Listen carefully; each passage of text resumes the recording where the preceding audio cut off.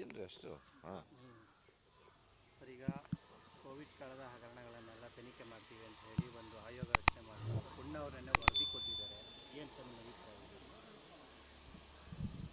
ನ್ಯಾಯಾಧೀಶರಾಗಿರ್ತಕ್ಕಂಥ ನಿವೃತ್ತ ನ್ಯಾಯಾಧೀಶರು ಮೈಕಲ್ ಕುನ್ನಾರ್ ಅವರು ಅವರ ನೇತೃತ್ವದಲ್ಲಿ ಏಕಸದಸ್ಯ ಆಯೋಗನ ರಚನೆ ಮಾಡಿ ಕೋವಿಡ್ ಸಂದರ್ಭದಲ್ಲಿ ಯಾವ ರೀತಿ ಇಂದಿನ ಸರ್ಕಾರ BJP ನೇತೃತ್ವದ ಸರ್ಕಾರದ ಸಮಯದಲ್ಲಿ ಆಗಿರಬಹುದಾದಂಥ ಭ್ರಷ್ಟಾಚಾರದ ಬಗ್ಗೆ ತನಿಖೆಯನ್ನು ಸಂಪೂರ್ಣವಾಗಿ ಮಾಡಬೇಕು ಅಂತೇಳಿ ಅದಕ್ಕೆ ಈ ಸರ್ಕಾರ ಬಂದ ಕೂಡಲೇ ಮಾಡಿದೆ. 3 ತಿಂಗಳ ಅವಧಿ ಕೊಟ್ಟಿದ್ದರು. ಬಹುಶಃ ಈ ಸರ್ಕಾರ ಬಂದು 15 ತಿಂಗಳಾಗಿದೆ ಅಂತ ಕಾಣುತ್ತೆ. ಈ ವರದಿ ನಿನ್ನೆ ಕೊಟ್ಟಿರುವಂಥದ್ದು ಅದು ಕೂಡ ಅಂತಿಮ ವರದಿ ಅಲ್ಲಂತೆ. ಅದು ಒಂದು ಇಂಟರಿಮ್ ರಿಪೋರ್ಟ್, ಮಧ್ಯಂತರ ವರದಿ. ಪಾಪ ಈ ಸಂದರ್ಭ ಸಮಯ ಇಡೀ ರಾಜ್ಯದ ಜನರಿಗೆ ಅರ್ಥ ಆಗ್ತದೆ. ಅವರಿಗೆ ಎಷ್ಟು ಒತ್ತಡ ಕೊಟ್ಟರು ಪಾಪ ನಿವೃತ್ತ ನ್ಯಾಯಾಧೀಶರಿಗೆ. ಏನಾದರೂ ನಮ್ಮ ಕೈಗೆ ಒಂದು ಕೊಡಿ ಅಸ್ತ್ರ, BJP ಸರ್ಕಾರದ ಮೇಲೆ ನಮ್ಮ ಕೈ ಕೆಳವು ಕಟ್ಟಾಕ್ಬಿಟ್ಟಿದ್ದಾರೆ. ಭ್ರಷ್ಟಾಚಾರದ ಆಪಾದನೆಗಳು ಅವ್ರ ಮೇಲೆ ಬಂದಿರುವಂಥ ಸನ್ನಿವೇಶದಲ್ಲಿ ನಮ್ಮ ರಾಜ್ಯಾಧ್ಯಕ್ಷರು ವಿಜೇಂದ್ರ ಅವರು, ವಿರೋಧ ಪಕ್ಷದ ನಾಯಕರು R. ಅಶೋಕ್ರವರು, ಇವರ ನೇತೃತ್ವದಲ್ಲಿ ಉಗ್ರವಾಗಿ ಭ್ರಷ್ಟಾಚಾರದ ವಿರುದ್ಧ ಈ ಸರ್ಕಾರದ ವಿರುದ್ಧ ಹೋರಾಟಗಳು ಪ್ರಾರಂಭ ಆದಮೇಲೆ ಇವತ್ತು ಕೋರ್ಟ್ನಲ್ಲಿ ಇವತ್ತು ಮುಖ್ಯಮಂತ್ರಿಗಳ ಭವಿಷ್ಯ, ಈ ಸರ್ಕಾರದ ಭವಿಷ್ಯ ಕೋರ್ಟ್ಗಳ ಮೆಟ್ಲಲ್ಲಿ, ಕೋರ್ಟ್ಲ ಆವರಣದಲ್ಲಿ ಇರುವಾಗ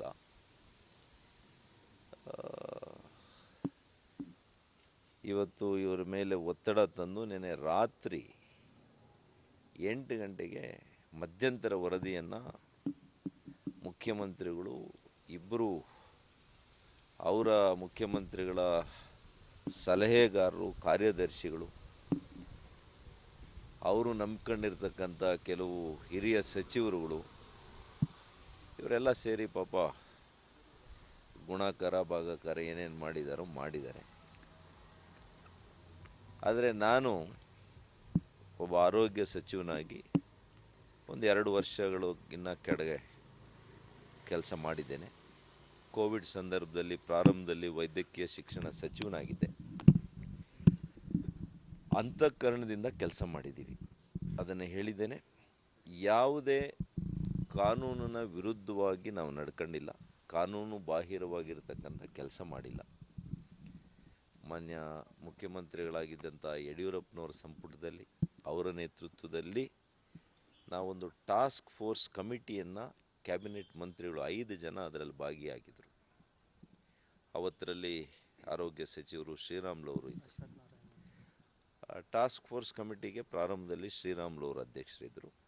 ತದನಂತರ ಡಾಕ್ಟರ್ ಅಶ್ವಥ್ ನಾರಾಯಣ್. ಹೀಗೆ ಯಾವುದೇ ಒಂದು ತೀರ್ಮಾನ ಅದು ಮುಖ್ಯ ಕಾರ್ಯದರ್ಶಿಗಳ ನೇತೃತ್ವದ ಹಿರಿಯ ಅಧಿಕಾರಿಗಳ ತಂಡ ಒಂದು ಕಡೆ, ಮುಖ್ಯಮಂತ್ರಿಗಳ ನೇತೃತ್ವದ ತಂಡಗಳು ಒಂದು ಕಡೆ, ಈ ರೀತಿಯಲ್ಲಿ ಕ್ರಮಬದ್ಧವಾಗಿ ನಿಯಮಬದ್ಧವಾಗಿ ಈ ರಾಜ್ಯದ ಜನರ ಪ್ರಾಣವನ್ನು ಉಳಿಸುವಂಥ ಪ್ರಾಮಾಣಿಕ ಪ್ರಯತ್ನ ಸಮರೋಪಾದಿಯಲ್ಲಿ. ಅದು ಹೇಗಿತ್ತು ಆ ಸ್ಥಿತಿ ಅಂದರೆ, it was A health emergency, ಆರೋಗ್ಯ ತುರ್ತು ಪರಿಸ್ಥಿತಿ. ಅಂತಹ ಸಂದರ್ಭದಲ್ಲಿ ನಾಳೆ ಏನು ಅಂತ ಯಾರಿಗೂ ಗೊತ್ತಿಲ್ಲ, ವೈದ್ಯನಿಗೂ ಗೊತ್ತಿಲ್ಲ, ಸರ್ಕಾರಕ್ಕೂ ಗೊತ್ತಿಲ್ಲ, ಇಡೀ ವಿಶ್ವಕ್ಕೆ ಗೊತ್ತಿಲ್ಲ. ಇವತ್ತು ಪಾಪ ಅವರು ಲೆಕ್ಕ ಹಾಕಿದಾರಂತೆ, ಅವತ್ತಿನ ಔಷಧಿ ಎಷ್ಟು, ಇವತ್ತಿನ ಬೆಲೆ ಏನು, ಏನೋ ಲೆಕ್ಕ ಹಾಕಿ ಕೊಟ್ಟಿದ್ದಾರೆ. ಗೊತ್ತಿಲ್ಲ ನನಗೇನು, ಆ ವರದಿ ಏನಿದೆ ಅಂತಲೂ ಗೊತ್ತಿಲ್ಲ.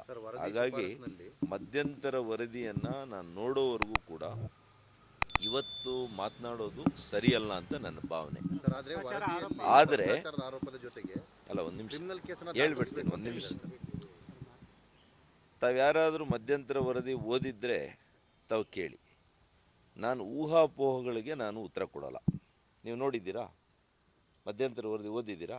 ವರದಿ ಸಲ್ಲಿಕೆಯಲ್ಲಿ ದಯವಿಟ್ಟು ಇಲ್ಲ. I will not answer for any speculated questions.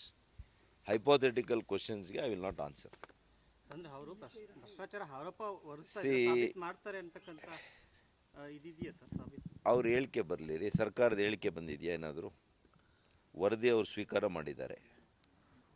Who should speak? ಯಾಕೆ ಲೀಕ್ ಮಾಡಿದ್ರು? ಯಾರು ಲೀಕ್ ಮಾಡಿದವ್ರು ಯಾರು? ಜಸ್ಟಿಸ್ ಕುನ್ನಾ ಅವರು ಬಾಕ್ಸಲ್ಲಿ ಲಾಕ್ ಮಾಡಿ 8 ಗಂಟೆ ರಾತ್ರಿ ಹೋಗಿ ಪಾಪ ಕಾಫಿನೂ ಕುಡಿದಿರ ಅಲ್ಲಿ ಮುಖ್ಯಮಂತ್ರಿಗಳಿಗೆ ಕೊಟ್ಟು ಅವ್ರು ಹೋಗಿದ್ದಾರೆ. ನನಗೆ ನಂಬಿಕೆ ಇದೆ ಅವರು ಇವತ್ತು ತನಿಖೆ ಮಾಡುವ ವೇಳೆಯಲ್ಲಿ ಸತ್ಯದ ಪರ ಇದ್ದಾರೆ. ಎಲ್ಲ ಸತ್ಯದ ಅಂಶಗಳನ್ನು ಆಧರಿಸಿ ಅವರು ವರದಿಯನ್ನು ಕೊಟ್ಟಿದ್ದಾರೆ ಅಂತ ನಾನು ಭಾವಿಸ್ಕೊಂಡಿದ್ದೇನೆ. ವರದಿ ನೋಡೋವರೆಗೂ ನಾನು ಹೇಳಲಿಕ್ಕಾಗಲ್ಲ. ಸುಧಾಕರ್ ಅವರನ್ನ ಟಾರ್ಗೆಟ್ ಮಾಡ್ತಾ ಇದ್ದಾರೆ ಸರ್. ಪರವಾಗಿಲ್ಲ, ಇದು ರಾಜಕಾರಣದಲ್ಲಿ ಎಲ್ಲರನ್ನೂ ಟಾರ್ಗೆಟ್ ಮಾಡಿದ್ದಾರೆ. ಯಾರನ್ನು ಬಿಟ್ಟಿದ್ದಾರೆ ಹೇಳಿ? ಅಂಥ ಒಳ್ಳೆ ಭವ್ಯವಾಗಿರ್ತಕ್ಕಂಥ ವಿಧಾನಸೌಧ ಕಟ್ಟಿದಂಥ ಕೆಂಗಲ್ ಹನುಮಂತಯ್ಯನವ್ರ ಮೇಲೆ ಅವತ್ತೇ ಕಮಿಷನ್ ಚಾರ್ಜಸ್ ಮಾಡಿದೋ ಅಂತ ರಾಜಕೀಯದ ವ್ಯವಸ್ಥೆ ಇದು. ದೇವರಾಜ ಅರಸು